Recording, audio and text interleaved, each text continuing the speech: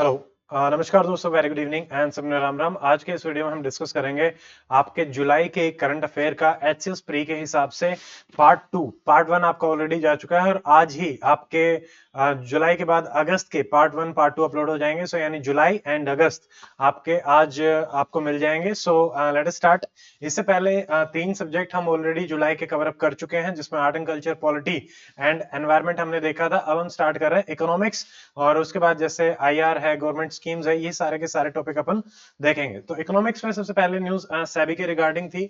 उन्होंने डिस्क्लोजर के लिए हाई रिस्क जो फॉरेन पोर्टफोलियो इन्वेस्टर थे उनके लिए इशू किया था। ये हमारे उतने काम का नहीं है कि भाई इतने एसेट उसके अंदर रहेंगे and all this things, but हाँ हमारे लिए ये वैसे मैंने पढ़ते टाइम प्रिपेयर करते टाइम मार्क जरूर किया है, बट इसमें आपको देखना नहीं है हमारे काम की चीज क्या है। सेबी के बारे में ये आपसे डायरेक्टली पूछा जा सकता है। सेबी क्या है? Security and exchange board of India. ये एक नॉन स्टैट्यूटरी बॉडी के तौर पे बनाई गई थी 1988 में। बाद में एक एक्ट अपना आया, सेबी एक्ट, और अब ये स्टैट्यूटरी बॉडी है। ये भी आपको एक याद रखना है, 1992 में सेबी एक्ट आपका आया था और 30 जनवरी 1992 को ये बनी थी।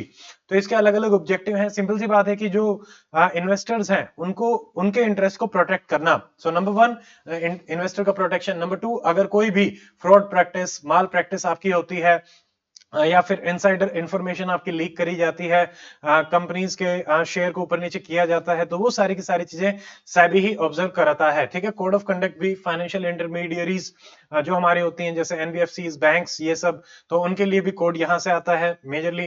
ठीक है। यहाँ पे एक बैलेंस जो स्टैट्यूटरी रेगुलेशन या फिर सेल्फ रेगुलेशन का भी सेबी ही मेंटेन करती है कि कुछ इंस्टीट्यूशन अपने हिसाब से रेगुलेट करेंगे और कुछ पे सेबी अपना देगी। ठीक है।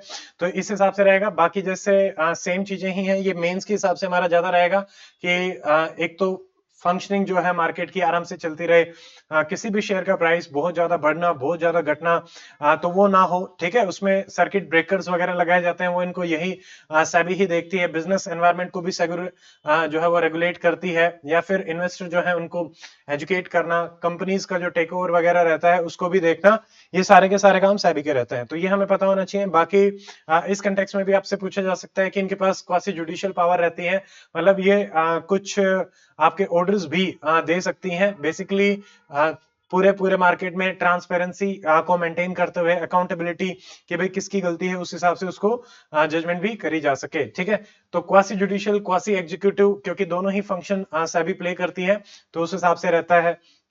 क्वासी लेजिस्लेटिव, क्योंकि कई बार आपको बताती भी है, जो रूल रेगुलेशन दिए जाते हैं वो लेजिस्लेटिव की कैटेगरी में हमारे आ जाते हैं। नेक्स्ट हमारी जो न्यूज है, it is about arbitration law.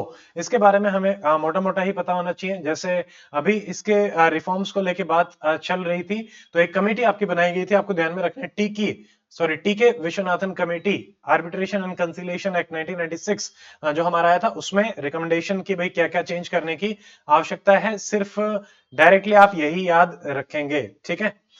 अगली न्यूज हमारी है रेमिटेंसेस के कंटेक्स्ट में। रेमिटेंसेस कहां से हमारी ज्यादातर आ रही हैं, कितनी इंडिया की हो चुकी हैं, ये अपने को पता होना चाहिए। अभी रिसेंटली इंडिया ने 100 बिलियन रेमिटेंसेस को जो है वो क्रॉस किया था, तो उसके अब जो एक न्यूज थी कि 2023 में ज्यादा इंक्रीमेंट जो है वो देखने को नहीं मिलेगा, 0.2% ही इंक्रीमेंट रहेगा, ये बताया गया है वर्ल्ड बैंक की रिपोर्ट के द्वारा। माइग्रेशन एंड डेवलपमेंट ब्रीफ, तो आपको ये भी पता होना चाहिए कि माइग्रेशन एंड डेवलपमेंट जो रिपोर्ट है वो कौन लेके आता है, तो वर्ल्ड बैंक। पहली चीज तो ये।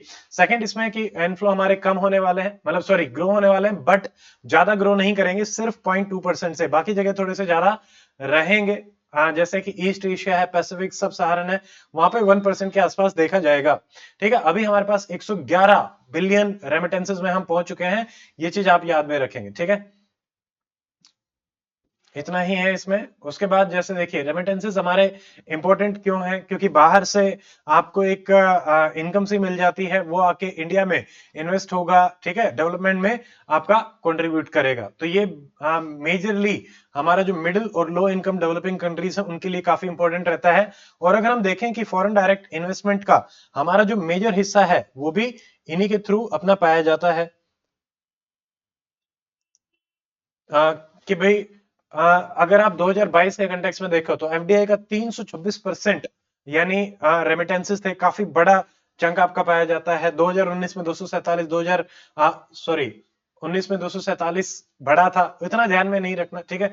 जीडीपी का भी अगर इंडिया में देखें तो 3.3% आप याद रखेंगे, बाकियों का याद रखने की आवश्यकता नहीं है, ठीक है। कुछ कंट्रीज हैं जहां पे जीडीपी का बहुत ही सब्सटेंशियल हिस्सा रहता है, जैसे कि तजाकिस्तान 51%, टोंगा, लेबनान, समाओ, यहाँ पे 30 से ऊपर ही आपका पाया जाता है, थोड़ा सा याद रखेंगे।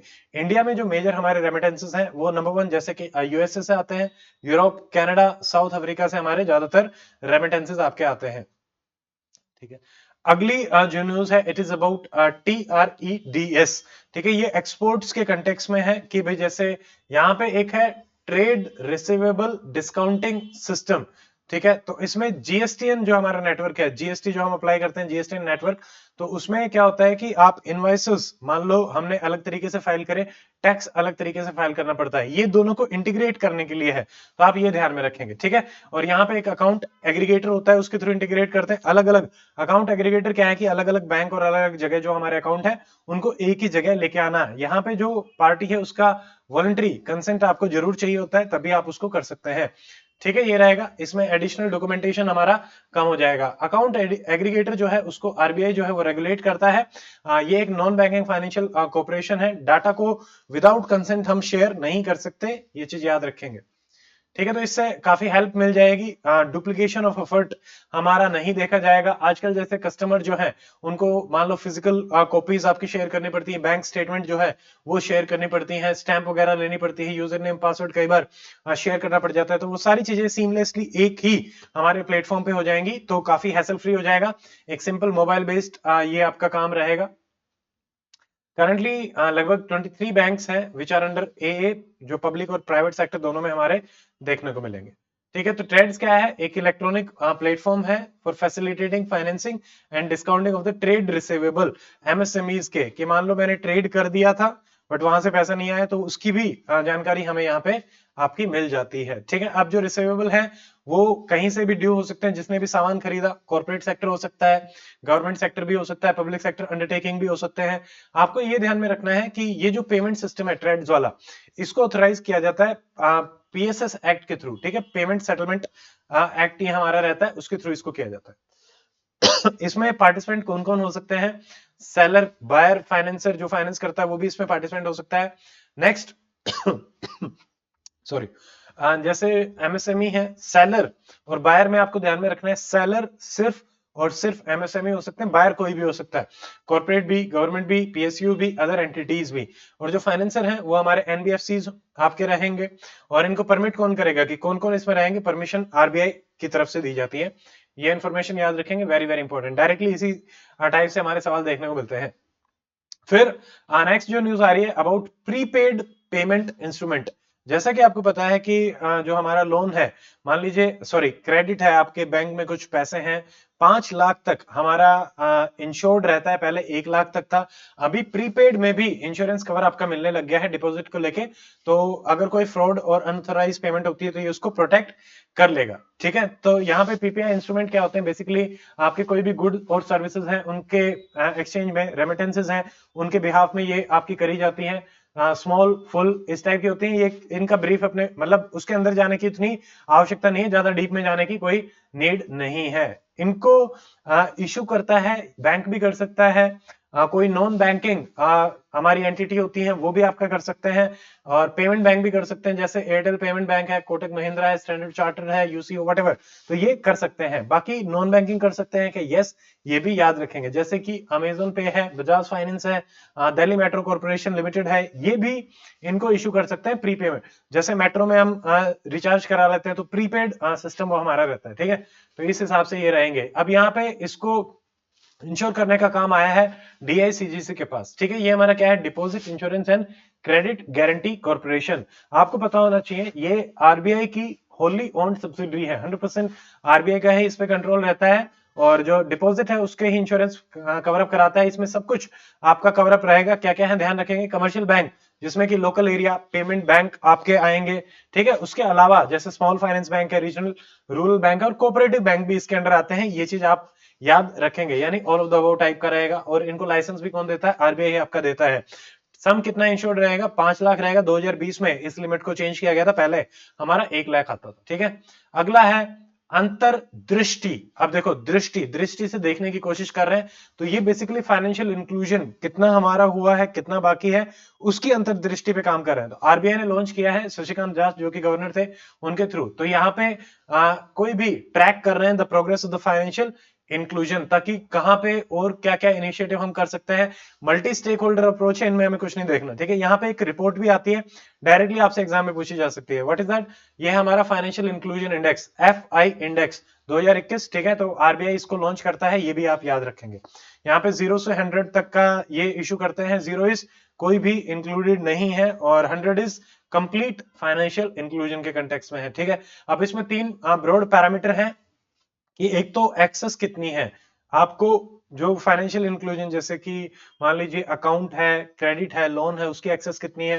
देन यूजेस कितना है, 45% यूजेस रहेगा, 35% एक्सेस। फिर क्वालिटी जो हम उसमें प्रोवाइड कराते हैं वो कितनी रहेगी, 20%। तो इसके हिसाब से ये आपका करा जाता है, ठीक है।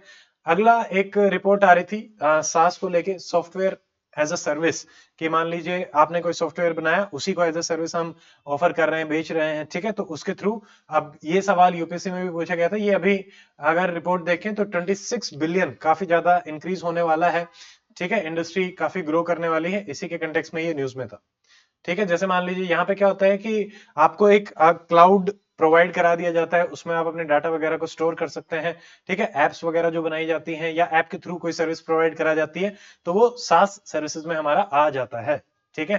तो इसमें ये रहेगा, तो इनकी डिमांड काफी बढ़ रही है, तो इस हिसाब से। बाकी इसमें जैसे कुछ एग्जांपल्स यहाँ पे दे रखे हैं, डेवऑप, साइबर सिक्योरिटी, वर्टिकल सास, अलग अलग तरीके से इसमें काफी अपॉर्चुनिटीज हैं जिनको यूटिलाइज किया जा सकता है। अगली न्यूज है अबाउट क्रूड स्टील, यहाँ पे काफी इंक्रीमेंट देखने को मिला है। आप सिर्फ इतना ही फैक्ट याद रखें, इंडिया अभी सेकंड लार्जेस्ट प्रोड्यूसर हो गया क्रूड स्टील का, दैट्स इट, ठीक है। नंबर 1 पे आपका चीन ही है, हमने जापान को ओवरटेक किया है, ये याद रखेंगे। कितना हो गया, क्या हो गया, उतना कुछ नहीं है। इसमें जैसे PLI स्कीम भी थी, जिसमें ब्रांड इंडिया के नाम से स्टील को जो है आपका मतलब एक्सपोर्ट किया जा रहा है, ताकि इजीली आइडेंटिफाई हो जाए। और यहाँ पे PM गति शक्ति, जहां पे हम इंफ्रास्ट्रक्चर पे भी काम कर रहे हैं, हाईवेज, रेलवेज, वहां पे भी स्टील की काफी डिमांड रहती है, तो उसके थ्रू भी इसको इंक्रीज किया जा रहा है, ठीक है। अगला हमारा है डीएलजी गाइडलाइंस है, नॉट मच इंपॉर्टेंट, आरबीआई ने रिलीज करी। डीएलजी क्या है, डिफॉल्ट लॉस गारंटी, कोई लॉस हो जाता है तो उसको मतलब गारंटी करने के लिए। तो यहाँ पे मतलब प्री के हिसाब से उतना काम का नहीं है, बस इतना वैसे ही हल्का सा याद रख लेना कि default loss guarantee, digital lending में अगर कोई लॉस होता है तो आरबीआई ने उसके रिगार्डिंग गाइडलाइन आपकी इशू करी है, ठीक है। तो इसमें जैसे हमने वहां पे देखा था 5% अमाउंट रहता है, सॉरी 5 लाख का अमाउंट रहता है, यहाँ पे 5% अमाउंट रहेगा, और मैक्सिमम जो आपका ओवरड्यू है, मतलब जो डिफॉल्ट है, वो 120 डेज का कम से कम होना चाहिए। अगला हमारा है एक्सक्लूजन ओनली प्लेटफॉर्म। तो इसमें सेबी है, उसने एक सर्कुलर इशू किया है। अगेन इसमें ज्यादा कुछ इंपॉर्टेंट मुझे मिला नहीं, इसमें बहुत सारी चीजें मार्क्ड है, बट ज्यादा कुछ अपने काम का नहीं है। Next, south Asian custom union, थोड़ा सा इसके बारे में पता होना चाहिए कि साउथ एशिया की आपकी है, ठीक है। और इंडिया में जैसे कैसे एक्सपोर्ट्स को हम इंक्रीज कर सकते हैं, उसको लेके इस पे बातें चल रही है, कस्टम यूनियन है, ठीक है। अब इसके जो बेसिक इंफॉर्मेशन है, सबसे पहले ये वर्ल्ड की ओल्डेस्ट कस्टम यूनियन मानी जाती है, 1910 में एस्टैब्लिश करी गई थी। इसके मेंबर अगर देखें, साउथ अफ्रीका, नामीबिया, बोत्सवाना, नीचे वाले जो हमारे लेशोतो और एश्वातिनी, ठीक है, जो कि स्वाजीलैंड के नाम से जाना जाता था। अब कौन कौन से कंटिनेंट में कौन कौन से कंट्रीज आपकी पाई जाती हैं, उस हिसाब से थोड़ा सा ध्यान में रखेंगे। बाकी इसका जो हेडक्वार्टर है वो नामीबिया में है, विंडशेल्क, ठीक है, विंडशोक। एक और news about liberalised remittances scheme, कि जो रेमिटेंसेस है कितने आप भेज सकते हो, उसके कंटेक्स्ट में है। इंडिया में अभी एक लिमिट सेट करी गई है, तो आरबीआई जो है इस पे मतलब टैक्स के कंटेक्स्ट में था कि 20% टैक्स आपका लगाया जाएगा अगर आप इन्वेस्ट कर रहे हो और प्रॉफिट वगैरह कर रहे हैं तो, ठीक है। जैसे एलआरएस में हमारे $2.5 लाख तक आपके अलाउड है एक फाइनेंशियल ईयर में, जिसमें आप रेमिटेंसेस, ठीक है, कोई भी टाइप के रेमिटेंसेस हैं, चाहे वो करंट अकाउंट में है या कैपिटल अकाउंट में है, वो भेज सकते हैं। अब सवाल आपसे इस तरीके से भी आता है कि करंट अकाउंट में हमारी कौन कौन सी चीजें आएंगी, तो उसकी सिंपल सी ट्रिक है कि गुड्स सर्विसेज जो है, ट्रांजेक्शन जो है वो हमारे करंट अकाउंट में रहता है, और कैपिटल अकाउंट में ऐसी चीज रहती है जिससे कि हमारी लाइबिलिटीज या तो इंक्रीज होती हैं या फिर डिक्रीज होती हैं, जैसे कि एफडीआई, एफआई, ठीक है, या लोन्स जो हमारे होते हैं। तो ऐसे भी सवाल आपसे पूछा जाता है। तो यहाँ पे देखिए, अब एलआरएस में सिर्फ और सिर्फ आपको ये ध्यान में रखना है कि इंडियन रेजिडेंट ही आपके इंक्लूडेड होते हैं, और माइनर्स हैं वो भी कर सकते हैं, यस, ठीक है, ऐसा नहीं है कि सिर्फ मेजर। हाँ, कौन कौन एक्सक्लूडेड है? Corporate, partnership firm, HUF, trust, इनको इसमें एक्सक्लूड किया जाता है, यानी इंडिविजुअल लेवल पे ही जो रेजिडेंट है वो 2.5 लाख तक आपका भेज सकते हैं। अब इसमें थोड़ी सी दिक्कत आ रही थी टैक्स कलेक्शन को लेके, तो इन्होंने इसको चेंज किया, बट अगेन मतलब इतना डीप में बिल्कुल भी पूछे जाने की संभावना नहीं है, ठीक है। अब इसमें फ्रीक्वेंसी कि भाई आप कितने बार रेमिटेंसेस भेज सकते हैं, तो यहाँ पे सरकार की तरफ से कोई भी हमारा इस टाइप का लिमिटेशन नहीं है कि 5 बार 10 बार, आप जितनी भी बार चाहे रेमिटेंसेस भेज सकते हैं, ठीक है। अब यहाँ पे अलग अलग टाइप के रेमिटेंसेस होते हैं, तो इसमें अगेन काफी डीप में है, उतना काम का नहीं। अगला हमारा आ रहा है सब्जेक्ट साइंस एंड टेक। देखो, इसमें सबसे पहले आ रही है न्यूरल लिंक चिप। सिंपल सा पता होना चाहिए किसने लॉन्च करी और क्या है ये। तो ये एलन मस्क की ब्रेन इम्प्लांट कंपनी है। ब्रेन में आपके एक चिप डाली जाएगी, एआई से कंट्रोल रहेगा, कोई भी विजुअल, ऑडियो, सारी चीजें वो रिकॉर्ड कर लेगी, इस टाइप की एक चिप रहेगी, ठीक है। तो ये डायरेक्टली जैसे फिट यूनिवर्स स्कल यहाँ पे आप देख सकते हैं, ठीक है।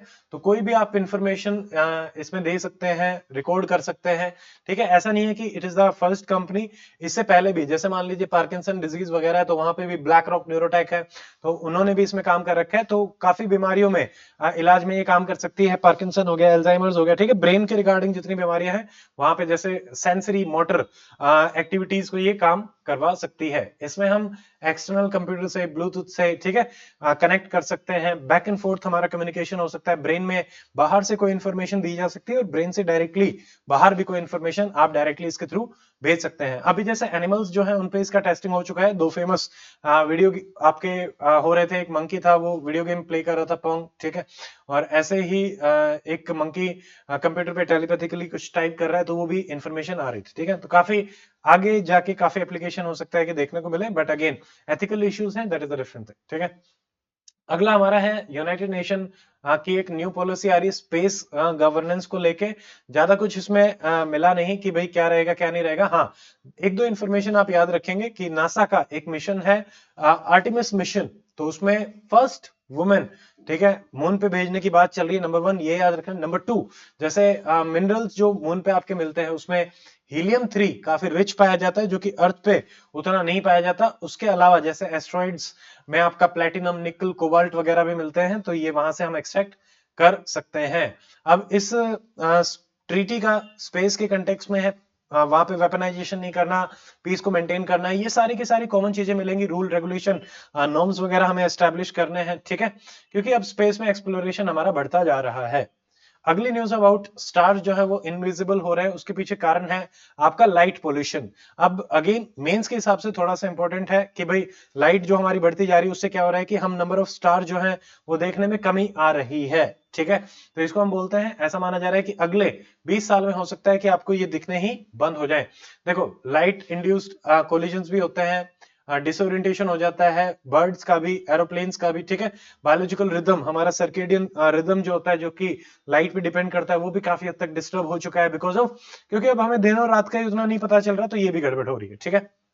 ह्यूमन हेल्थ पे भी फर्क पड़ रहा है, और अब तो स्पेशली जब हम मोबाइल्स में उतना ज्यादा जा चुके हैं, तो उसकी वजह से भी हमारा सर्केडियन रिदम काफी डिस्टर्ब हो चुका है। मेरा आपसे सवाल है कि सर्केडियन रिदम को मेंटेन करने वाला जो हमारा हार्मोन है वो कौन सा है, बताइए।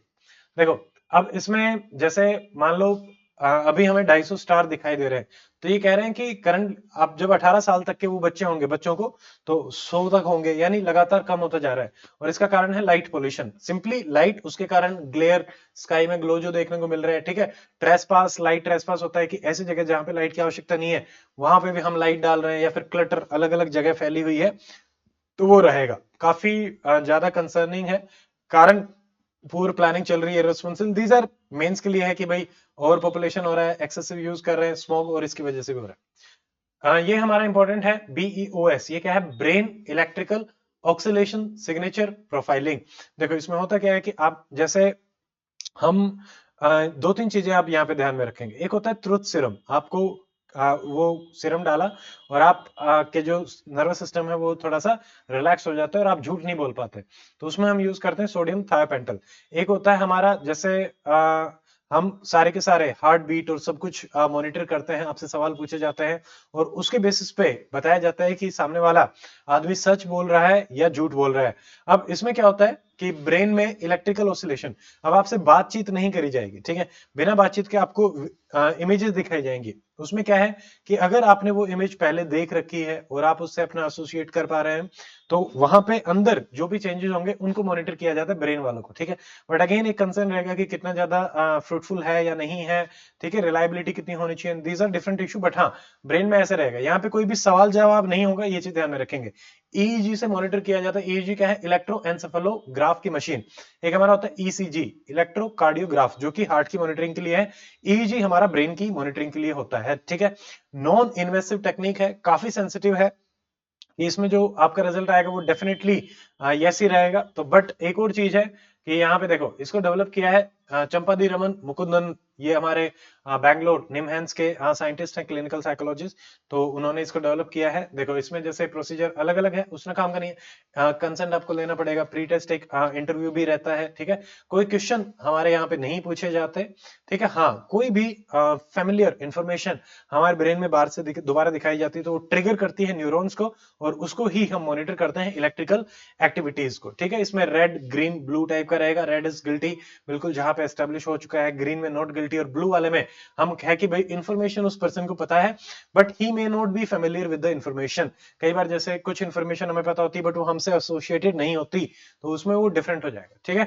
तो वैसे अगर मैं आपसे पूछूं कि यहाँ पे हमारा कौन सा आर्टिकल संविधान का आएगा, आर्टिकल 20, 21, 22, जो हमें इससे बचाने की कोशिश करेगा। तो यहाँ पे देखो, ऑडिटरी विजुअल दोनों टाइप की प्रोब रहेंगे, आपको आवाज भी सुनाई जा सकती है, दीज काइंड ऑफ थिंग्स, ठीक है। तो जैसे मान लीजिए अगर कोर्ट के ऑर्डर आ जाए तो हो सकता है कि आपसे कंसेंट भी ना लिया जाए और डायरेक्टली भी हो सकता है, ठीक है। और इसको करने वाला जो है वो पीएचडी साइकोलॉजी में होने चाहिए, ये कॉमन सी चीजें हैं। ये फिर से हमने देख लिया है कि भाई नॉन इनवेसिव से टाइम काफी बचता है, कोई इंटरेक्शन नहीं होती, कोई रेस्पॉन्स की आवश्यकता हमें नहीं होती, और ये इन सबसे मतलब ज्यादा बेटर है। नार्को एनालिसिस जिसमें हमने सोडियम थायोपेंटल दिया था, ठीक है। पॉलीग्राफ जिसमें हम ब्लड प्रेशर, हार्ट बीट, इन सबको मॉनिटर करते हैं, sweating and all this things, ठीक है, तो उससे बेटर रहता है। अगला हमारा है एंटी माइक्रोबियल रेजिस्टेंस। उसमें एक वन हेल्थ अप्रोच चल रही है कि भाई एंटी माइक्रोबियल रेजिस्टेंस कैसे एनिमल्स से ह्यूमंस में आ रहा है। तो वन हेल्थ बेसिकली इंटीग्रेट कर रहा है ह्यूमन हेल्थ को, एनिमल हेल्थ को, कि सबको लेके चले और जो एंटीबायोटिक यूज है उसको घटाया जा सके, क्योंकि रेजिस्टेंट स्पीसीज हमारी बढ़ रही हैं, उससे दिक्कत आएगी। अगेन मेंस के हिसाब से ज्यादा इंपॉर्टेंट है, यहाँ पे रिसर्च वगैरह कर रहे हैं, ईयू ने इसको लॉन्च किया है। अगला हमारा है MSS terminals, mobile satellite services. देखो इसरो ने एक नए सिस्टम सेट करे हैं, सैटेलाइट टर्मिनल फिशिंग बोट पे, तो टू वे कम्युनिकेशन के लिए कि भाई फिशरमैन से कुछ कम्युनिकेट करना है या उन्हें हमें कुछ बताना है, बेसिकली ये हेल्प करेगा सी में नेविगेट करने के लिए, प्रोडक्शन को बढ़ाने के लिए, ठीक है। तो ये सारी की सारी चीजें रहेंगी। 13 कोस्टल स्टेट्स में इसको लाया गया है, इसरो का ये प्रोजेक्ट है। इसमें हम यूज करेंगे आपके नाविक को, नाविक जो हमारा नेविगेशन विद इंडियन कॉन्स्टलेशन, जो कि हमारा खुद का, हम कहें कि इंडिया का अपना इंडिजीनियस जीपीएस सिस्टम है, जिसमें कि हमारे 7 सैटेलाइट हैं, 3 आपके जियो स्टेशनरी है, 4 जियो सिंक्रोनस सैटेलाइट हमारे हैं। 1500 किलोमीटर तक की रेंज में ये रहता है। 2 इसके एप्लीकेशंस हैं, civilian use and military use के हिसाब से। ये इंफॉर्मेशन ऑलरेडी पूछी जा चुकी है। स्टेट सारे के सारे कोस्टल स्टेट रहेंगे। एक सवाल ये भी आया था कौन कौन से कोस्टल स्टेट इंडिया के रहते हैं, तो ये आप सारे याद रखेंगे। आंध्रा, जैसे गुजरात से अगर हम शुरू करें तो वैसे भी जा सकते हैं, बट ये आपको पता ही होगा, सो विल स्किप इट, ठीक है। तो इसमें ये है। अगला है सोलार की अल्ट्रावायलेट इमेजिंग टेलीस्कोप के बारे में यहाँ पे है। तो इसमें पुणे की टीम ने इसको डेवलप किया है, अल्ट्रावायलेट रेस से डेवलप करना चाह रहे हैं, ठीक है। तो इसमें देखिए बेसिकली क्या है कि इसको इंटीग्रेट किया जाएगा आदित्य L1 मिशन के साथ। तो हमारे काम की चीज है आदित्य L1। आदित्य मिशन जो है वो सोलर प्रोबिंग हमारा मिशन है। एल्वेनियर, यहाँ पे जो लैग्रांज पॉइंट होते हैं, तो L1 टू L5 आपके 5 पॉइंट पाए जाते हैं। वहां पे होता क्या है कि अर्थ और जो सन का जो ग्रेविटेशनल फोर्स है वो कंबाइनली जीरो हो जाता है, ठीक है। तो 5 ऐसे पॉइंट है, 1 पे इसको आपका रखा जाएगा, ठीक है। 1.5 मिलियन के आसपास ये दूर रहेगा। एक्सरेज इसमें भेजे जाएंगे, उससे ही ऑब्जर्व करेंगे, ठीक है, ये ध्यान रखना है। और ये जैसे ये भी बताएगा कि सन की जो लेयर्स हैं उनका टेम्परेचर क्यों वेरी करता है, आउटर जो लेयर है उसका टेम्परेचर हायर क्यों है अंदर वालियों से, ठीक है, ये देखेंगे। बस अगला न्यूज आ रही है अबाउट सिंथेटिक ह्यूमन एम्ब्रियो के कंटेक्स्ट में। अब होता क्या है, आप बस इतना ही याद रखें कि यस बाहर भी हमारे एम्ब्रियो बनाए जा रहे हैं, बट उनको क्लिनिकली 14 डेज तक ही आप वायबल रख सकते हो। अगर आपने बाहर बनाया है तो उसके बाद नहीं रख सकते, नंबर 1। नंबर 2, ये mostly without brain without heart आपके एम्ब्रियो बनते हैं। तो बस इतना ही कि यहाँ पे एथिकल इश्यूज तो हमारे रहेंगे ही, उतना और कुछ इसमें हमारे काम की चीज नहीं है। ये बेसिकली क्या है, they just want to try to understand the black box period, यही है ब्लैक बॉक्स पीरियड। 14 डेज की जो लिमिट है ये ब्लैक बॉक्स। इसमें मेजर जो एप्लीकेशन है वो है जेनेटिक जो डिजीज है। मान लो हमने एम्ब्रियो डेवलप किया, उससे कोई भी ऑर्गन आपने डेवलप किया उसको, या फिर जैसे बोन मैरो है या लिवर है, कुछ भी ऑर्गन आपको ट्रांसप्लांट करना है तो उसमें आप कर सकते हैं, ये इसके कंटेक्स्ट में रहेगा। अगली जो है साइंस में, इट इज अबाउट फोनोन्स। सिंपल सा याद रखेंगे फोनोन, और यहाँ पे क्यूबिट्स भी है। क्यूबिट आपका पूछा गया था यूपीएससी में, क्यूबिट क्या है, क्वांटम कंप्यूटिंग के कंटेक्स्ट में ये हमारे होते हैं। देखो फोनोन्स क्या होते हैं, ये क्वासी पार्टिकल है, ये बेसिकली रिप्रेजेंट करते हैं वाइब्रेशन को, जो एटम का कलेक्टिव वाइब्रेशन है, ठीक है, कि ऑक्सीलेशन को हमारे क्वांटम्स रिप्रेजेंट करते हैं और फोनोन्स आपके वाइब्रेशन को रिप्रेजेंट करते हैं। आपको ये चीज याद में रखनी है, ठीक है। अगेन क्वांटम कंप्यूटिंग में हेल्प करेंगे। जैसे क्यूबिट है, ये बेसिक इंफॉर्मेशन को रखते हैं, oscillation clockwise anti clockwise up down ऐसे रिप्रेजेंट किया जाता है, ठीक है। यहाँ पे वाइब्रेशन को रिप्रेजेंट किया जाएगा, ठीक है। क्यूबिट जो है इलेक्ट्रॉन की तरह रहता है और कभी पार्टिकल की तरह बिहेव करता है, कभी फोटोन की तरह बिहेव करेगा, तो ये चीज रहेगा। क्वांटम कंप्यूटिंग में हमारे ये काम में आते हैं। और फोनोन्स क्या है, ये फोटोन्स है, लाइट एनर्जी इनमें रहती है और ये वाइब्रेशनल एनर्जी को आपका रिप्रेजेंट करते हैं, ठीक है। इलेक्ट्रिकल करंट या फिर मैग्नेटिक फील्ड आएगा तो उसमें कैसे चीजें मैनिपुलेट होंगी, क्या चेंजेस होंगे, उनके हिसाब से थोड़ा सा रहता है। दो टाइप के वैसे रहता है, अकोस्टिक जो कि बोथ नेगेटिव और पॉजिटिव, मतलब दोनों आयन अगर आई थिंक ऑपोजिट डायरेक्शन में रहते हैं, swing together, yes, both positive negative swing together. और ऑप्टिकल फोटोन क्या होते हैं, जहां पे positive negative against each other, यानी पॉजिटिव नेगेटिव अगर एक डायरेक्शन में रहेंगे तो अकोस्टिक फोनोन बन जाता है, और अगर ऑपोजिट डायरेक्शन में रहेंगे तो वो हमारा ऑप्टिकल फोनोन बन जाता है। अगर प्रॉपर्टीज की बात करें, क्वासी पार्टिकल है, छोटे वाले पार्टिकल रहते हैं, जैसे हमने देखा न्यूट्रॉन प्रोटॉन, तो बहुत सारे पार्टिकल हमारे अंदर डिस्कवर हो चुके हैं, तो एक क्वासी पार्टिकल है, ठीक है। कुछ मास भी है, ग्रेविटी का भी एक उल्टा इफेक्ट इस पे देखने को मिलता है, तो ऐसा माना जाता है negative mass and negative gravity मानी जाती है। और एक और प्रॉपर्टी है, जितने डेंस मटेरियल में रहते हैं उतना ही फास्ट ट्रेवल करते हैं।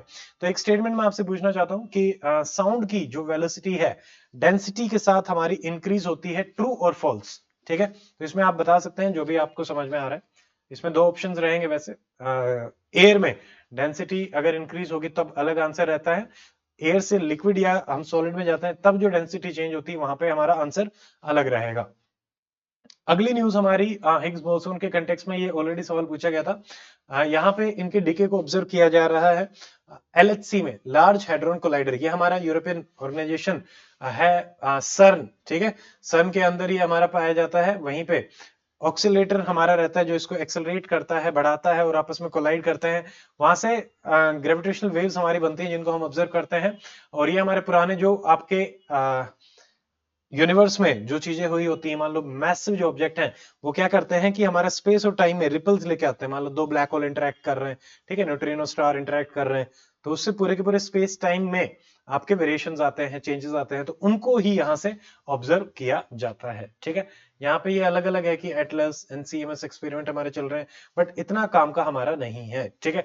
यहाँ पे अगर हम स्टैंडर्ड मॉडल देखें, जैसे यहाँ पे 12 हमारे फंडामेंटल मैटर पार्टिकल्स हमारे माने जाते हैं, जिनको हम बोलते हैं क्वार्क्स या फिर लेप्टॉन्स, ठीक है। लेप्टॉन्स में इलेक्ट्रॉन आएगा, क्वार्क्स में आपके प्रोटॉन और न्यूट्रॉन आते हैं, ये चीज ध्यान में रखेंगे। अब जब इसके बिहेवियर को ऑब्जर्व किया जाता है तो जैसे हमारे चार बेसिक जो फोर्सेस होते हैं उसमें से तीन को ये रखते हैं, ग्रेविटी का जो फोर्स है उसको एक्सक्लूड कर दिया जाता है, जो कि सबसे वीकेस्ट हमारा माना जाता है, ठीक है। बाकी जैसे electromagnetic, strong force, nuclear force, weak nuclear force, इनको अपना रखा जाता है। सन जो है उसके बारे में थोड़ा सा देख लेते हैं। सन आपका 1954 में एस्टैब्लिश किया गया था। 23 मेंबर इसमें थे, 22 member plus European union. India का आपको ध्यान में रखना है, इंडिया इसका मेंबर नहीं है, एसोसिएट मेंबर है। तो इंडिया के कंटेक्स्ट में इंफॉर्मेशन ऐसे पूछी जाएगी, मेंबर या फिर not member. USA has observer status, ये भी याद रखेंगे, ये भी इसका मेंबर उस तरीके से नहीं है। ठीक है, कहां पे लोकेटेड है? जेनेवा में लोकेटेड है। आपके लिए सवाल है कि भाई जो एलएचसी है वो किन दो देशों की बॉर्डर पे आपका लोकेटेड है, बताएंगे। ठीक है, और उसकी जो टोटल लेंथ है, ये आपको दिख रहा है लंबा सारा है, तो इसकी जो टोटल लेंथ है वो भी कितनी है। अब जैसे यहाँ पे देखो, जो भी पार्टिकल है उसको एक्सेलरेट किया जाता है।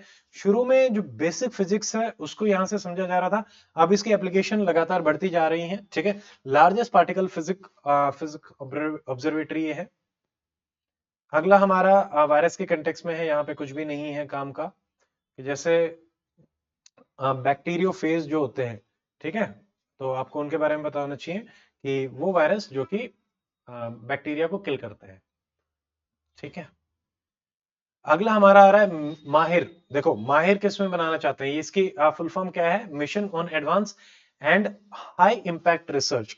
अब इसमें क्या है कि जो इमर्जिंग जो टेक्नोलॉजीज है उनके क्या क्या एप्लीकेशन हो सकते हैं अलग अलग फील्ड में, उनको हम ऑब्जर्व करके एप्लीकेशन के हिसाब से डेवलप करना चाहते हैं। तो माहिर बनाना है, एडवांस एंड इमर्जिंग टेक्नोलॉजी में, ये याद रखेंगे। ठीक है, हाई इंपैक्ट रिसर्च में माहिर आपको बनाना है। 2023-24 से लेकर 27-28 तक का ये रहेगा। तो जैसे मान लीजिए पावर में, ठीक है, एआई है, मशीन लर्निंग है, इनमें किस तरीके से हम कर सकते हैं। बेसिकली रिन्यूएबल एनर्जी सेक्टर में ये ज्यादा फोकस करना चाहते हैं, आर&डी करना चाहते हैं। ठीक है, अब इसमें देखो मेजर वही है रिन्यूएबल एनर्जी का, लिथियम आयन बैटरीज आपको बनानी है। ठीक है, ग्रीन हाइड्रोजन पे फोकस करेंगे। इलेक्ट्रिकल जो कुकर हमारे हैं उनको कैसे बनाना है, इंडियन जो हमारा कुकिंग मेथोडोलॉजी है उसके लिए कैसे कर सकते हैं, ईवी बैटरीज में नैनो टेक्नोलॉजी को कैसे यूज किया जा सकता है, ये भी हमारा रहेगा। ठीक है, तो माहिर बनाना है हाई एंड रिसर्च में। बेसिकली रिन्यूएबल, नॉन रिन्यूएबल, हाँ सॉरी, रिन्यूएबल एनर्जी के कंटेक्स में ये रहेगा। बाकी इतने काम की हमारी इंफॉर्मेशन इसमें नहीं है। अगली वैक्सीन आपकी रेस्पिरेटरी सिंटैक्शियल वायरस के कंटेक्स में थी, यूरोप में पहली हमारी वैक्सीन जो है इसके लिए करी गई है। अगेन नॉट मच इंपॉर्टेंट, बस इतना कि ये हाईली कंटेजियस वायरस है और कॉमन कोल्ड और ये सब अपना करेगा, सिंपल सा। अगला है बायोडिग्रेडेबल सुपर कैपेसिटर। देखिए Gujarat energy research and management institution, यहाँ पे साइंटिस्ट ने एक लाइट वेट अपना ये किया है। इसको हमें देखना है कि क्या क्या चीजें रहेंगी।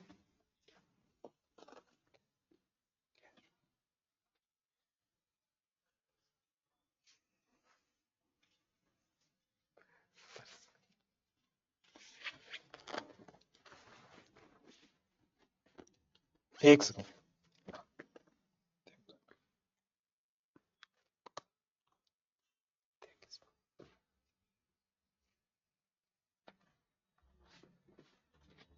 ओके, तो यहाँ पे जैसे बायोडिग्रेडेबल सुपर कैपेसिटर, अब हमें पता होना चाहिए कि सुपर कैपेसिटर क्या है। ठीक है, तो एक तो गुजरात में energy research and management institute ने इसको डेवलप किया है, थिनेस्ट है, लाइट वेट है और बायोडिग्रेडेबल है, पहली चीज तो ये। सेकंड, सुपर कैपेसिटर क्या होता है? ऐसा इलेक्ट्रोकेमिकल स्टोरेज डिवाइस जो कि बहुत ही फास्ट चार्ज होता है। ठीक है, हाई पावर डेंसिटी होती है और लाइफ भी इसकी काफी बड़ी होती है। देखो इसमें क्या है कि ये माइक्रो एल्गी वगैरह को यूज कर रहे हैं, बहुत ही जल्दी 10 सेकेंड्स के अंदर अंदर ये आपका रिचार्ज हो जाता है। ठीक है, इसकी टेंसाइल स्ट्रेंथ भी काफी ज्यादा है, कॉस्ट काफी कम है। तो इलेक्ट्रॉनिक्स में, मेमोरी बैकअप में, एयर बैग में, हैवी मशीनरी, इलेक्ट्रिकल व्हीकल्स, इन सब में इसको यूज कर सकते हैं, कैपेसिटर के जो यूज होते हैं। सीवीड्स इसमें यूज करी जाती हैं, जैसे हमने देखा, तो इसमें अलग अलग जैसे chlorophyta green, rhodophyta red, phaeophyta brown, ये पिगमेंटेशन के हिसाब से रहती है, इनको यूज किया जाता है इसको बनाने के लिए। ठीक है, तो बायोलॉजी और केमिस्ट्री का ये रहेगा। ये जनरली यहाँ से आपके पोरबंदर जो कोस्ट है वहां से आपकी कलेक्ट करी जाती है। अगला है हमारा आइंस्टीन टेलीस्कोप। देखो ये भी सन जो है इसको बना रहा है, एक काफी बड़ा नीचे सब टेरेन नीचे का ये टेलीस्कोप है, ग्रेविटेशनल वेव्स को ही डिटेक्ट करेगा। अभी तक जो हम जी वेव्स डिटेक्ट करते हैं उससे भी 10 टाइम्स ज्यादा इसकी आपकी कैपेसिटी रहेगी। ठीक है, तो ये आपको ध्यान में रखना है। उसके अलावा इसकी लेंथ वगैरह जैसे 3 किलोमीटर की आर्म लेंथ रहेगी, ठीक है। और वर्गो डिटेक्टर ये भी 10 किलोमीटर तक का आपका रहेगा। लीगो से 10 गुना ज्यादा ये आपका इफेक्टिव रहेगा, ये ध्यान में रखेंगे। अगेन एप्लीकेशन देखिए, ग्रेविटेशनल वेव्स में सब कुछ सेम रहेगा, यूनिवर्स को डिटेक्ट करना, देखना लाइफ कैसे हो रही है, सब वो सब, ठीक है। तो उन्हीं को देखेगा। कॉस्मोलॉजिकल जो हमारे पुरानी क्या इवेंट्स हुए, एज क्या रही, वो सब सारा का सारा डिटेक्ट करना, ब्लैक होल्स वगैरह के बारे में देखना, ठीक है। ग्रेविटेशनल वेव्स क्या है, जैसा मैंने आपको पहले बताया, ये रिपल्स मानी जाती हैं कि पूरा जो स्पेस टाइम है उसमें जो दो बड़े मान लो जाइगेंटिक चीजें इंटरेक्ट कर रही हैं तो वहां पे रहेगा। आइंस्टीन ने सबसे पहले 1916 में इसके बारे में बताया था, जनरल थ्योरी ऑफ रिलेटिविटी के कंटेक्स्ट में। एक सवाल मैं आपसे पूछता हूँ कि आइंस्टीन को नोबेल प्राइज मिला था for general theory of electricity relativity, true और फॉल्स के कंटेक्स्ट में आप बताएं, ठीक है। इज इट ट्रू और फॉल्स? तो यहाँ पे ऐसे रहता है, जो इंफॉर्मेशन है मान लो उस टाइम पे जो रिपल्स आए वो लंबे टाइम तक आपके ट्रेवल करते हैं ग्रेविटेशनल वेव्स की फॉर्म में। सुपरनोवा, ब्लैक होल्स कोलाइड कर रहे होते हैं, ठीक है, या फिर न्यूट्रॉन कोलाइड कर रहे होते हैं, तब ये हमारे आपके बन जाते हैं। अगला हमारा आ रहा है चिराल बोस लिक्विड स्टेट। देखो ये हो सकता है पूछा जाए क्योंकि नई स्टेट ऑफ मैटर के कंटेक्स्ट इसको माना जा रहा है। इसमें दो लेयर्स के बारे में बात करेंगे, ठीक है। अब यहाँ पे हो क्या रहा है कि क्वांटम स्टेट्स में ऐसा माना जाता है कि मैटर जो है वो एंटायरली अलग तरीके से बिहेव करता है, ना सॉलिड ना लिक्विड ना गैस, और जो बाकी हमारी दो स्टेज है उनसे भी डिफरेंट। तो यहाँ पे दो लेयर बन जाती है। जैसे मान लीजिए इसको सेमीकंडक्टर को वो करते हुए रिसर्च किया गया था, तो ऊपर वाली जो लेयर है वो रहती इलेक्ट्रॉन रिच, और जो नीचे वाली है, ठीक है, वो होल्स होते हैं, खाली होता है। तो जो इलेक्ट्रॉन है वो उन होल्स में आते हैं।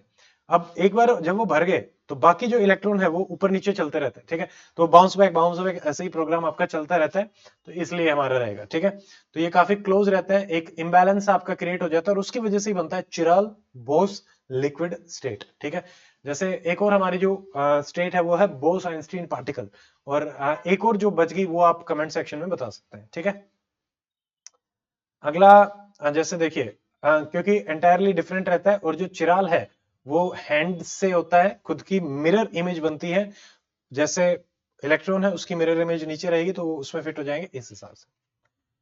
अगली साइंस में एक स्किन बैंक, नॉर्थ इंडिया का पहला स्किन बैंक सफदरजंग हॉस्पिटल में आपको ओपन किया गया है। इंडिया का पहला नहीं है, इंडिया में इससे पहले 16 टोटल 16 स्किन बैंक है, जिसमें महाराष्ट्र में 7, चेन्नई में 6 है, सॉरी 4 है। चेन्नई को टूरिज्म कैपिटल, मेडिकल टूरिज्म की कैपिटल माना जाता है इंडिया की, ये भी याद रखें, ठीक है। बाकी मेरा मेडिकल कॉलेज भी चेन्नई में ही था, ठीक है। बाकी देखिए कोई भी डोनेट कर सकता है, 18 साल से ऊपर हो चाहे 100 साल तक का हो, बट सब्जेक्ट टू कि भाई HIV STDs या फिर अदर इन्फेक्शन जो हम हटाते हैं इसमें, वो नहीं होने चाहिए। अगला हमारा यहाँ पे टॉपिक जो है वो है अबाउट सोशल इश्यूज। देखिए ह्यूमन ऑर्गन टिश्यू ट्रांसप्लांटेशन में यहाँ पे कुछ रूल्स जो हैं वो चेंज करे गए हैं। जैसे अभी हम मेट्रो ट्रेन से पहले इनको ट्रांसपोर्ट नहीं कर सकते थे, तो अब ट्रांसपोर्ट कर सकते हैं। थोड़ा सा याद रख लोगे, पहले जैसे blood, corpus, bone, human body आपके नहीं लेके जाए जा सकते थे, ह्यूमन स्केलेटन और ये सब नहीं हो सकते थे, अब कर सकते हैं। अगली न्यूज अबाउट एनजीटी, आपसे प्री में पूछा जा सकता है एनजीटी के बारे में, ठीक है। अब ये न्यूज में क्यों था, क्योंकि इन्होंने जो एसपीसीबी थे, तो consent from SPCB is mandatory अगर आप रिवर सैंड माइनिंग कर रहे हैं तो, ठीक है, क्योंकि सैंड माइनिंग के केसेस आपके काफी बढ़ रहे हैं, पॉल्यूशन आपका काफी हो रहा है, तो अब वहां से आपको परमिशन जो है वो लेनी पड़ेगी, ठीक है। इसके बिना करेंगे तो नहीं माना जाएगा। तो ये यहाँ पे एक कानपुर और उन्नाव में केस चल रहा था गंगा में सैंड माइनिंग के कंटेक्स्ट में, तो इन्होंने कहा कि नो। तो यहाँ पे जैसे माइनर मिनरल, मेजर मिनरल जो हमारे होते हैं, ये भी सवाल पूछा गया है। मेजर जो मिनरल हैं जैसे कोल और ये सब, तो नेचुरल गैस, ये आपका सेंटर कंट्रोल करता है। माइनरल जो छोटे मिनरल हैं वो स्टेट लिस्ट के अंदर हमारे आते हैं, उनको स्टेट रेगुलेट करते हैं, ठीक है। सैंड माइनिंग इसी में रहेगा। तो देखो इसके इम्पैक्ट काफी रहते हैं। ये मेंस के हिसाब से ज्यादा है कि भाई रिवर बेड अथॉरिटी चेंज हो जाती है, कोर्स चेंज हो जाता है, ठीक है, एस्चुरीज डीप हो जाती हैं, पॉल्यूशन भी आपका काफी होता है, एक्वेटिक एनिमल्स को काफी नुकसान होता है, सोलर रेडिएशन हमारी आती हैं, लाइवलीहुड पे भी इम्पैक्ट रहता है क्योंकि वो हमारे नहीं रहेंगे, ठीक है। आपको प्री के हिसाब से क्या पता होना चाहिए, एनजीटी कब बनाया गया, 2010 में। न्यूजीलैंड ऑस्ट्रेलिया के बाद India was the third country. तो ये हमारी स्टैट्यूटरी बॉडी आपकी हो जाती है, क्वासी जुडिशियल बॉडी है, सिविल कोर्ट की इसको अथॉरिटीज आपकी पाई जाती है, ठीक है। ये प्रोसीजर एस्टेब्लिश बाय लॉ, मतलब उस पे नहीं रहता, ये नेचुरल जस्टिस को आपका फॉलो करता है, सिविल सीआरपीसी और इनको फॉलो नहीं करता, ठीक है, सिविल प्रोसीजर कोड और उसको फॉलो नहीं करता।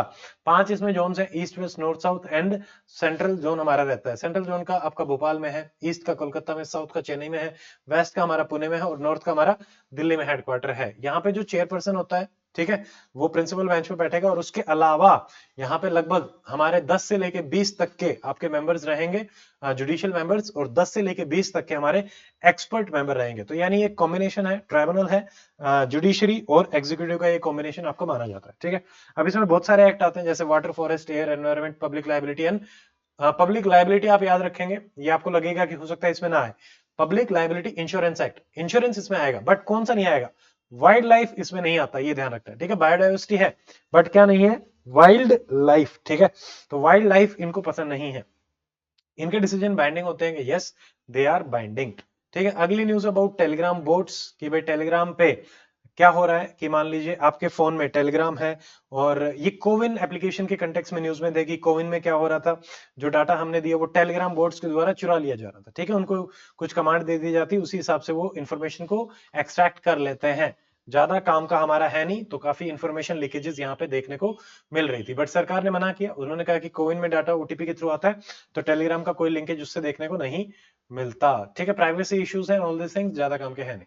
अगला है अगेन यूएनएसडीसी, यहाँ पे नीति आयोग ने और इन्होंने जैसे एसडीजी के कंटेक्स्ट में हमारा है कि मॉनिटरिंग वगैरह ये करना चाहते हैं, कि इसमें अगेन जैसे 17, बस हमारे काम की ये है कि जो 17 हमारे जो गोल्स हैं उनको हम देख लेते हैं कि कौन कौन से गोल हैं। सबसे नंबर 1, इनको एक बार देख लेते हैं। नंबर 1 में हमारा है पॉवर्टी नहीं होगी, ठीक है।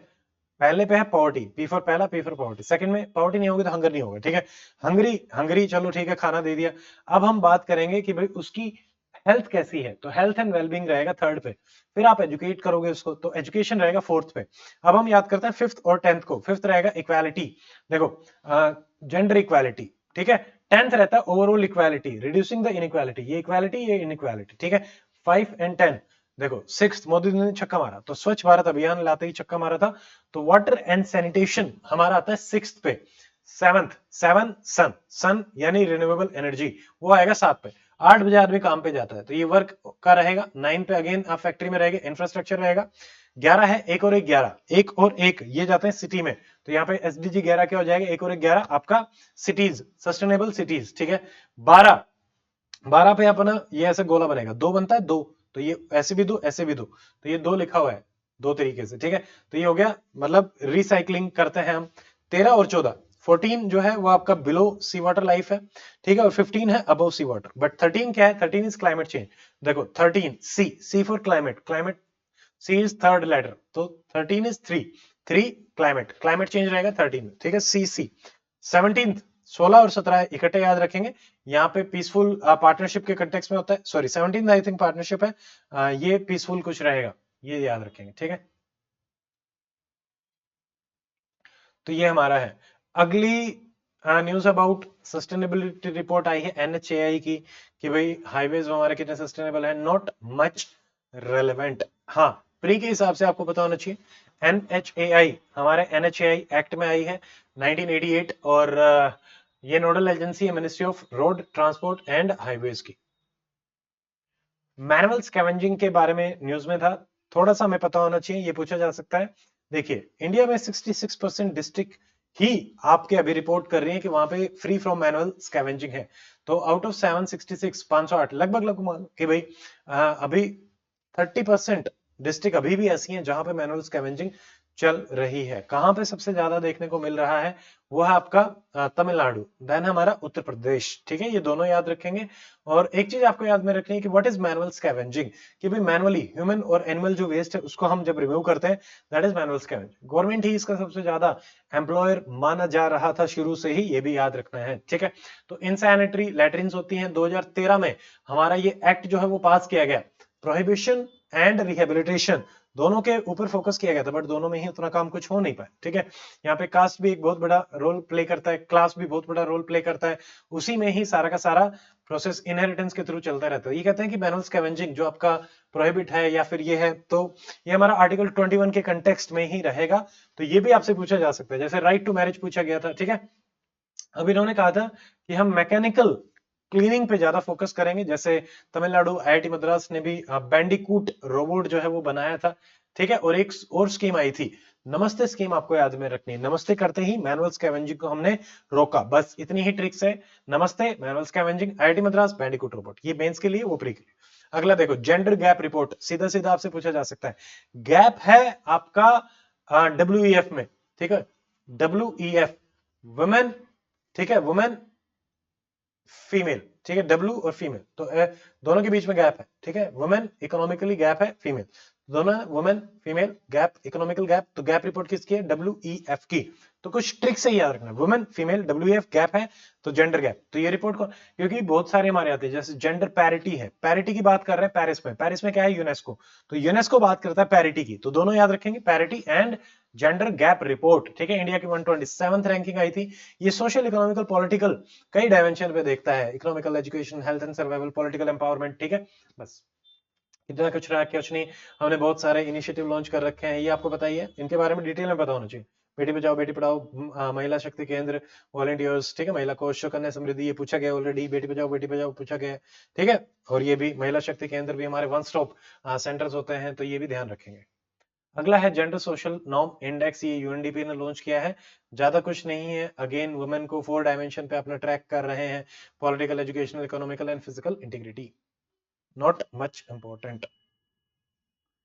अगला ग्लोबल स्लेवरी इंडेक्स, देखो, हाँ, स्लेवरी के कंटेक्स में, अब पहले भी ये मैंने आपको बताया है, स्लेव्स को फ्री छोड़ दो, तो ये कौन लॉन्च करता है? वाक फ्री ऑर्गेनाइजेशन। तो यहाँ पे 5, ऐसा बोला जा रहा है 50 मिलियन पीपल अभी भी इसमें अंदर आते हैं, ठीक है।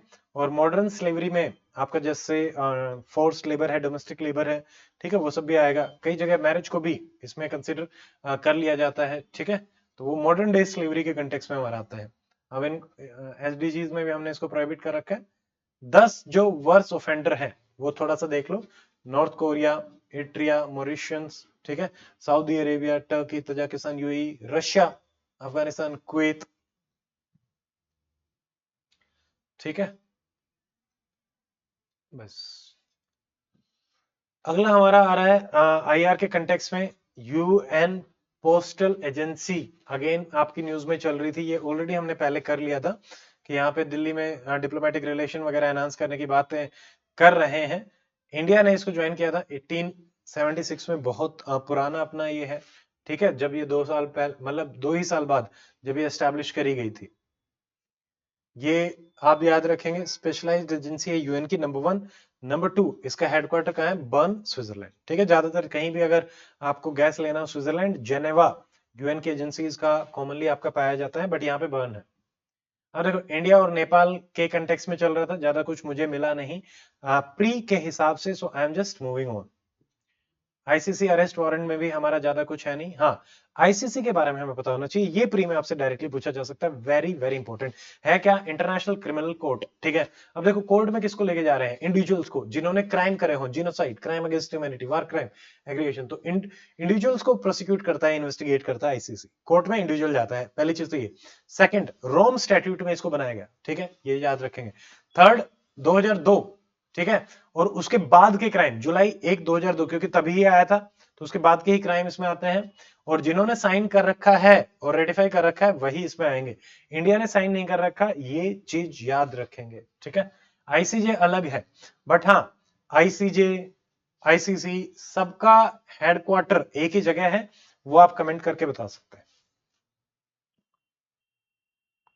अगला जैसे वर्ल्ड ऑफ वर्क, देखो वर्क कौन करता है? लेबर, ILO इसको लेके आता है, बस इतना ही याद रखना है हमें प्री के हिसाब से। बाकी ILO का हमें पता होना चाहिए, जैसे ये बना किससे था? ट्रीटी ऑफ वर्साइलिस से, आफ्टर वर्ल्ड वॉर 1, कब? 1919, नंबर 2। थर्ड आप याद रखेंगे, स्पेशलाइज्ड एजेंसी है UN की, ILO, यस। अब यहाँ पे देखिए, लेबर पे ही ये काम करता है, ठीक है, ह्यूमन, मेल, फीमेल, कॉमन, और ये सब कुछ नहीं है, ज्यादा कुछ नहीं है, ठीक है। इसकी अलग अलग कॉन्फ्रेंस होती है, गवर्निंग बॉडी होती है, इनका अपना एक ऑफिस है, कुछ नहीं।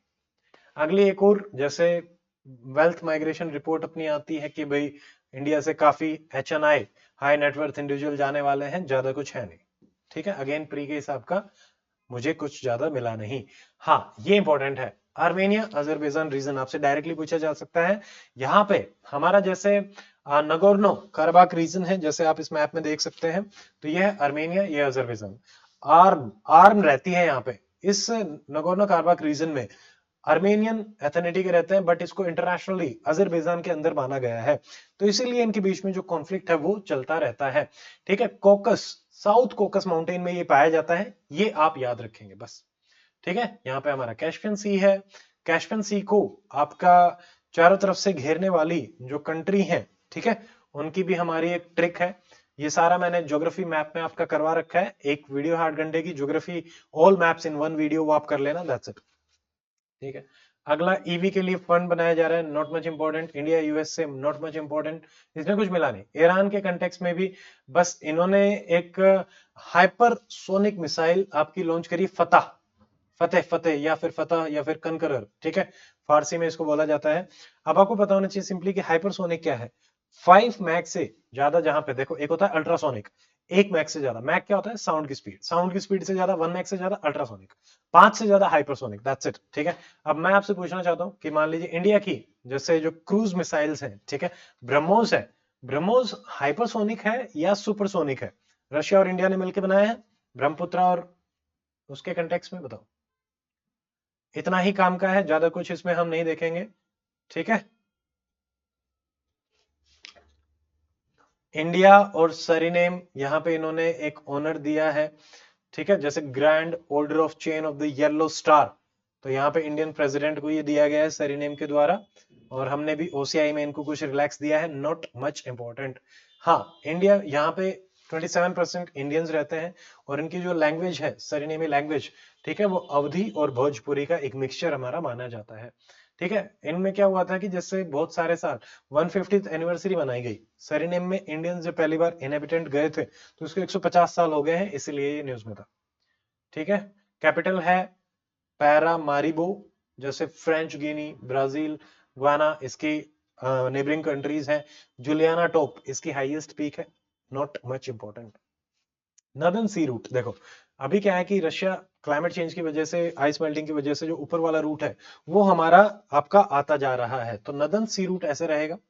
ठीक है, ये पूरे के पूरा इसमें क्या है कि बहुत ही ज्यादा हमारा अगर हम देखें जैसे ईस्टर्न और वेस्टर्न आर्कटिक ओशन को ये कनेक्ट कर रहा है, कहां से जाता है, बैरेंट सी से, रशियन बॉर्डर से होते हुए Norway, bearing state, bearing state India, sorry Russia और यूएसए के बीच में है।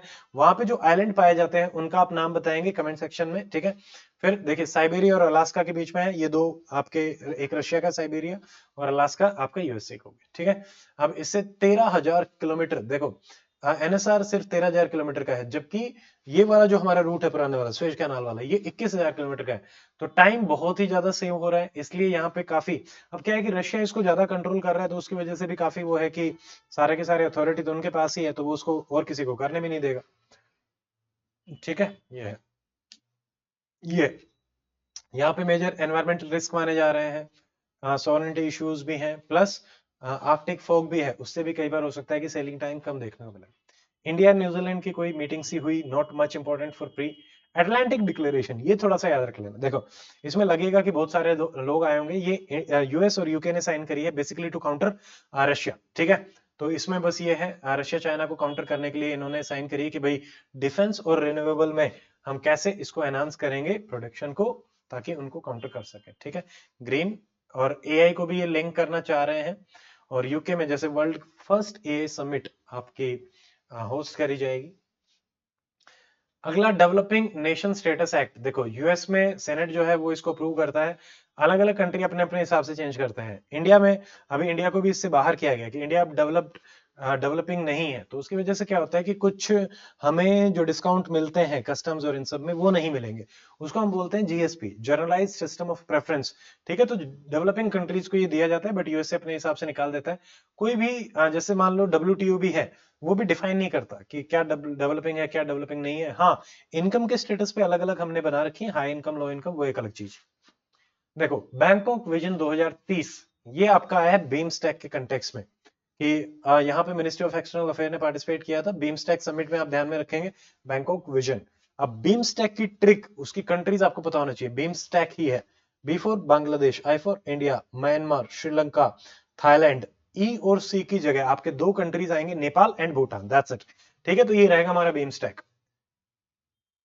तो ये मैंने आपको बता ही दिए। कोऑपरेशन अगेन ये हमारा यहीं पे लिखा हुआ है, economical, connectivity, people to people, इन सब में रहेगा। टीटीटी है, ट्रेड, ट्रांसपोर्ट, टूरिज्म, ठीक है, एग्रीकल्चर, एनर्जी, हर चीज पे कोऑपरेट करना चाहते हैं, डेफिनेटली यस। नेटो प्लस अगली न्यूज हमारी आ रही है, इंडिया को भी इंक्लूड करने की बातें चल रही थी कि नेटो प्लस का पार्ट बनाया जाए। ठीक है, और इंडिया ने इसको अर्लियर रिजेक्ट किया था। यहाँ पे क्वाड को लेके भी चल रहा है थोड़ा सा।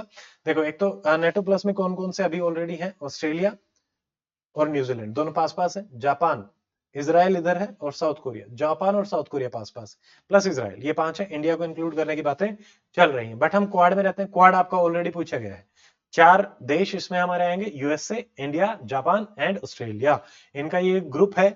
ठीक है, तो वैसे हाँ, ये नीचे आ जाएगा क्वाड, पहले मैंने क्वाड बता दिया। ठीक है, तो ये जापानीज प्राइम मिनिस्टर शिंजो एबे ने 2007 में किया था। नेटो के बारे में थोड़ा सा बताओ, 1949 में फाउंडेड किया गया था। एक पे भी अटैक हो गया तो कलेक्टिवली सब एक दूसरे को डिफेंड करेंगे, ये इसका प्रिंसिपल था। ठीक है, इसी के अगेंस्ट में रशिया ने भी एक ट्रीटी बनाई थी, उसका नाम आप बताएं क्या है, वेरी वेरी इंपॉर्टेंट। देखो, अगला है हेलीपोलिस मेमोरियल, इजिप्ट में है, जिसको प्राइम मिनिस्टर मोदी जी ने विजिट किया, तो ये थोड़ा सा ध्यान में रखेंगे। So okay, PM of India जाने वाले थे। ठीक है, बस सुएज कैनाल पे यहाँ पे एक पोर्ट है, पोर्ट त्वफिक, पोर्ट सुएज के नाम से भी इसको जाना जाता है। अगला है आर्टेमिस अकॉर्ड। आर्टेमिस अकॉर्ड किस किसने साइन किया है, इंडिया, यूएसए ने, नासा और इसरो। ठीक है, आर्टेमिस जो हमारा मिशन था उसके कंटेक्स्ट में है।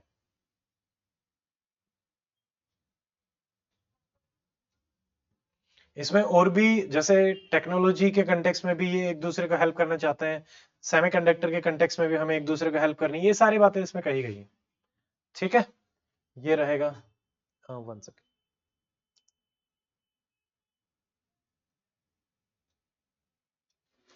अगला देखो, नाइल अवार्ड, इजिप्शियन जो प्रेसिडेंट है उन्होंने order of the Nile prime minister Modi ji को दिया है। ये मैच द फॉलोइंग में आपसे पूछा जा सकता है, ये ध्यान में रखें, ये हमारे काम की नहीं है।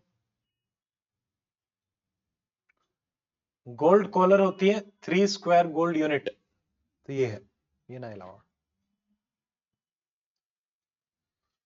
ओके, नेक्स्ट हमारा टॉपिक आ रहा है गवर्नमेंट स्कीम्स का। देखो, इसमें ज्यादा कुछ काम की मुझे मिली नहीं इस वाले मंथ में। जैसे वर्ल्ड का largest grain storage cooperative sector में आपका जो है वो बनाया जा रहा है, कैबिनेट ने इसको अप्रूव कर दिया। ठीक है, नॉट मच इंपॉर्टेंट। इसमें जैसे अलग अलग स्कीम्स को इंक्लूड किया गया है, ज्यादा कुछ है। हाँ, संपदा हमारी क्या है, संपदा हमारी एग्रीकल्चर डाइवर्सिफिकेशन की स्कीम है, बस इतना ही याद रखेंगे। ठीक है, सिटीज 2.0 अगेन, इसमें कुछ काम का नहीं मिला। बेसिकली देखो, यहाँ पे कोप 26, आईएनडीसी, अमृत सिटीज के कंटेक्स्ट में है। ठीक है, और बहुत ही कॉम्प्रिहेंसिवली हर चीज को लिंक किया गया है। स्वच्छ Bharat mission, smart cities mission, INDC target, सबको मिला के कैसे हमें करना है। दुग्ध संकलन साथी मोबाइल ऐप, ठीक है, ये बेसिकली मिल्क को प्रोक्योर करना, प्रोसेस करना, उन सारी चीजों को देखने के लिए रहेगा।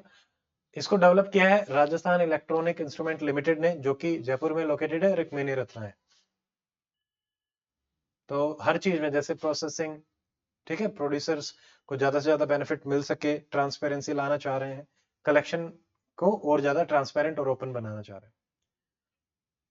अगला है हमारा न्याय विकास पोर्टल।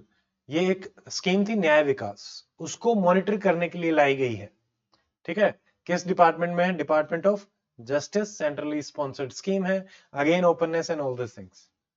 ठीक है, ज्यादा कुछ है नहीं।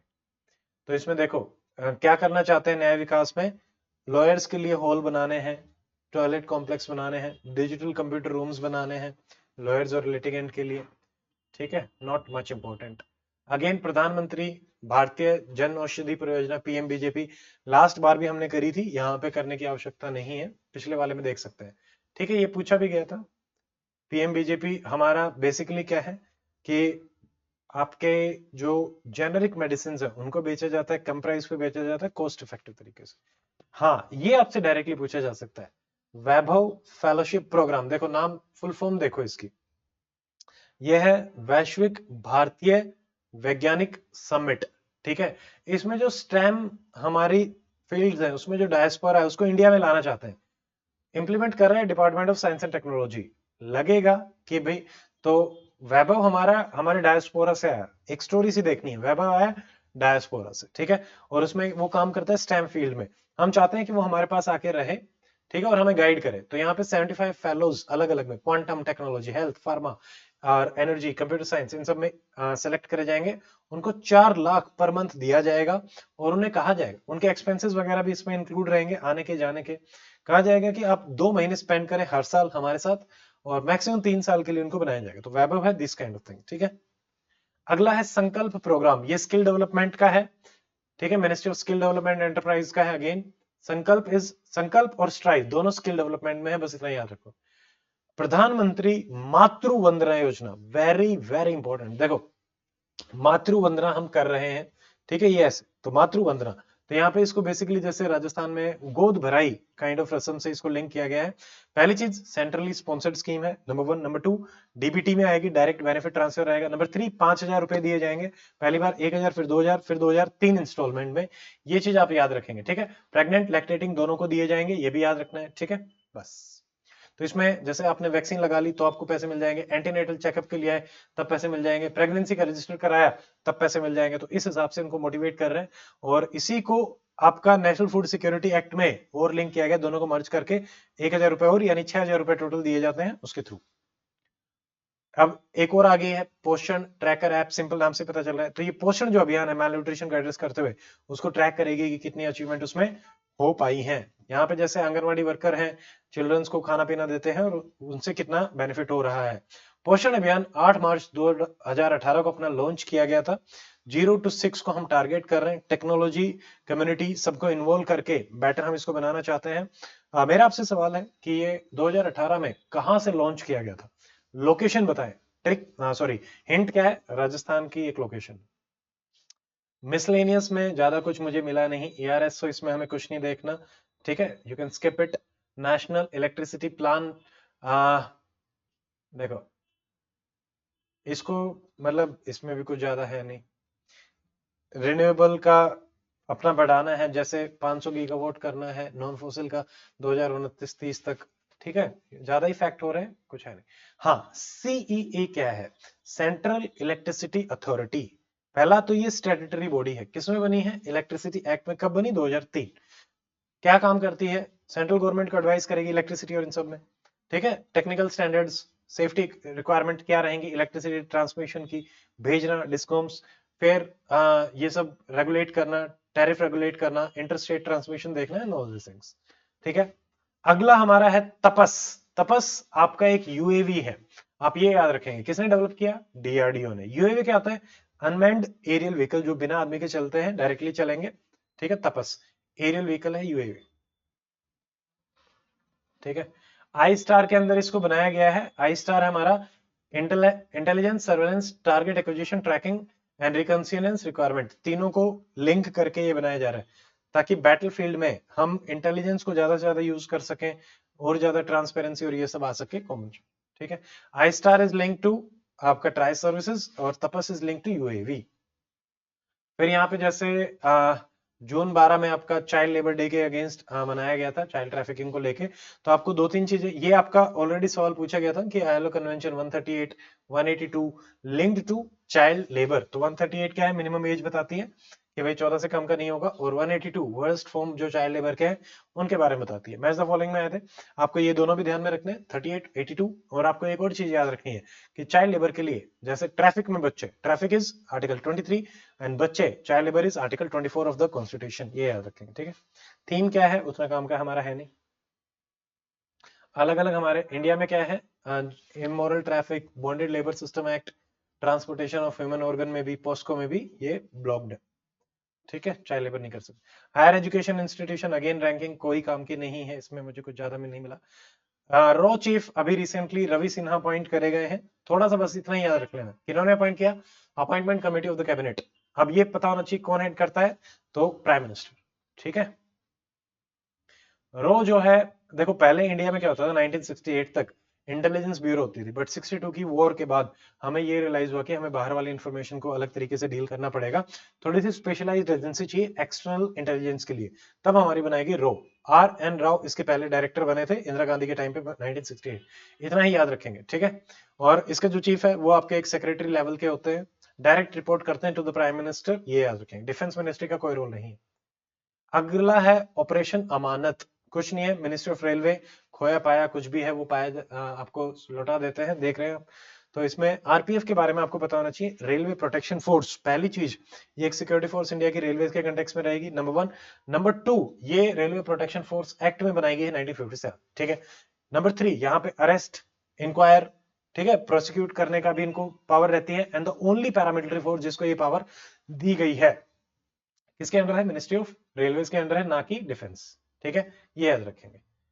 मैरिन सिक्योरिटी पार्टनरशिप, इसमें कुछ ज्यादा है नहीं, इसको हम स्किप कर सकते हैं, ठीक है। ग्लोबल लिवेबिलिटी इंडेक्स, बस इतना पता होना चाहिए कौन लेके आता है, ईएयू, इकोनॉमिकल इंटेलिजेंस यूनिट। ईएयू एक और इंडेक्स लेके आती है पॉलिटी से रिलेटेड, अगर आपको पता है तो आप कमेंट सेक्शन में बता सकते हैं, ठीक है।